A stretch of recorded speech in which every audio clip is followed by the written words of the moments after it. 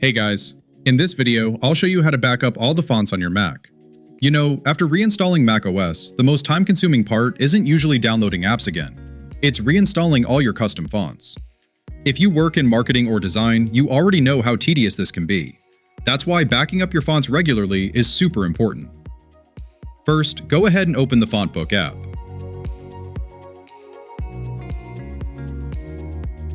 Over on the sidebar, you'll notice two main sections: All Fonts and My Fonts.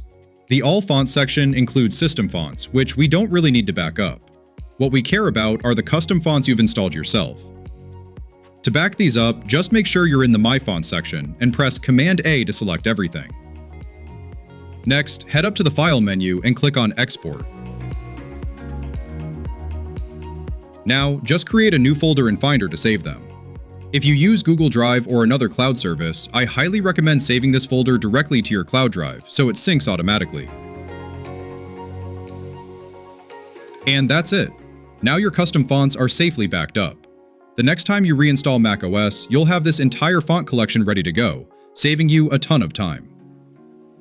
There's actually another way you can back up your fonts.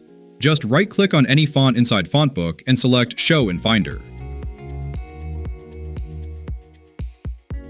This will instantly open the exact folder where your custom fonts are stored. This folder is located inside the user library.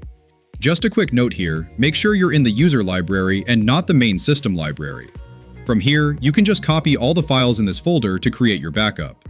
Thanks for watching. See you in the next one.